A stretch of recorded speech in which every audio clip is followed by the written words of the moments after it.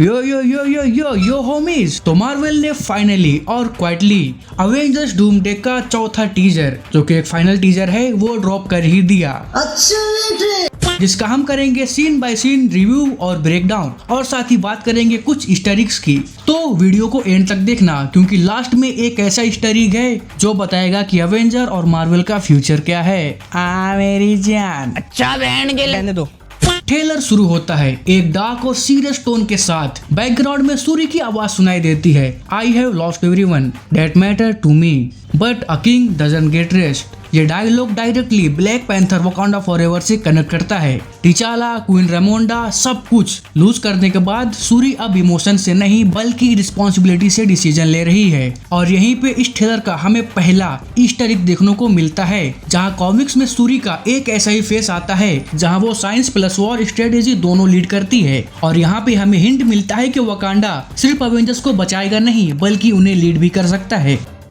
Next shot में हम देखते हैं वकांडा को, जो कि शांत तो बिल्कुल भी नहीं है। डोरा मिलाजे फुल कॉम्बैट मोड में है। स्काई थोड़ा ग्रे है, यानी एटमॉस्फेयर टेंस, जिसे देख के हम ये कह सकते हैं कि ये कोई नॉर्मल वकांडा नहीं है, ये है प्री वॉर वकांडा। मतलब डूम का आगमन यानी थ्रेट ऑलरेडी आ चुका है, या फिर वकांडा को फ्यूचर का अंदाजा हो गया है। उम्मीद वकांडा की ऐसी प्रिपरेशन हमें इन्फिनिटी वॉर की याद दिलाती है। तो हो सकता है कि हिस्ट्री रिपीट हो रही हो, लेकिन इस बार एनिमी और ज्यादा डेंजरस है।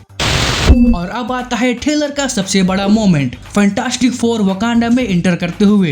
रीड रिचर्ड, सुई स्टॉर्म, जॉनी स्टॉर्म और बेन गैरिम द थिंग। ये एमसीयू में पहली बार होगा जब फैंटास्टिक फोर प्रॉपरली अवेंजर्स के साथ क्रॉसओवर करेगी। और जैसा कि हम देख पा रहे हैं कि वकांडा उन्हें दुश्मन नहीं मान रहा, जिसका मतलब इनका कॉन्ट्रैक्ट पहले से है। तो अब देखना ये होगा कि ये कौन से वाले फैंटास्टिक फोर हैं। वैसे इनके सूट देख के तो लग रहा है कि ये लोग इसी यूनिवर्स के हैं। और यहीं पे एक और ईस्टर एग आता है, क्योंकि कॉमिक्स में रीड रिचर्ड और वकांडा का कनेक्शन काफी तगड़ा रहा है, रिलेटेड टू वाइब्रेनियम रिसर्च। इसका मतलब डूम या मल्टीवर्सल टेक का सेंटर वकांडा हो सकता है।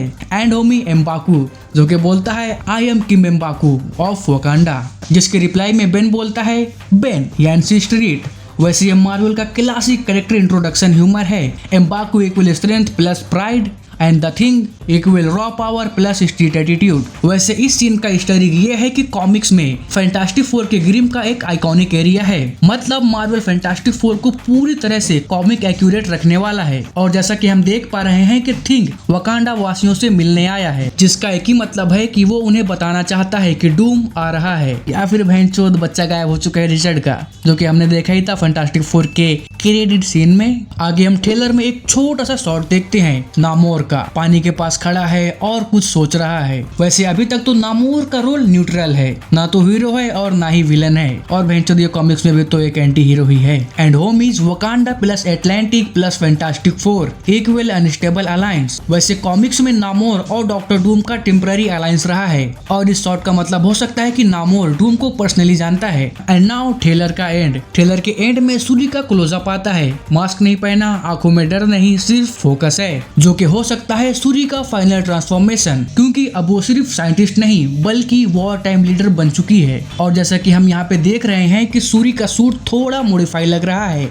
वैसे कॉमिक्स में सूरी का suit energy based weapon use करता है, तो पॉसिबल हिंट ये है कि Doom tech versus Wakanda tech हमें देखने को मिल सकता है। And now big question, movie का नाम डूम्सडे है, पर भैंचोद डूम कहाँ है? डूम तो दिख ही नहीं रहा किसी ट्रेलर में, बस एंड में आता है कि डूम आ रहा है, केविन भैया कहाँ है डूम? इसके कंक्लूजन में मैं ये मान सकता हूँ कि मार्वल डूम को थैनोस से भी ज्यादा स्लोबन विलन बनाना चाहता है, क्योंकि डूम का इम्पैक्ट तब ज्यादा होगा जब सारे हीरोज एक साथ आ चुके होंगे। Overall Wakanda equal command centre, Fantastic Four equal science and multiverse experts, and Namor equal unpredictable powers, and Avengers जो कि अभी असेंबल हो रहे हैं। मतलब डूम्सडे एक वॉर नहीं बल्कि end of current MCU era हो सकता है। अवेंजर्स डूमडे का ट्रेलर ये क्लियर करता है कि ये मूवी सिर्फ एक्शन की नहीं है, बल्कि पावर्स, पॉलिटिक्स और सेक्रीफाइसेस की कहानी है।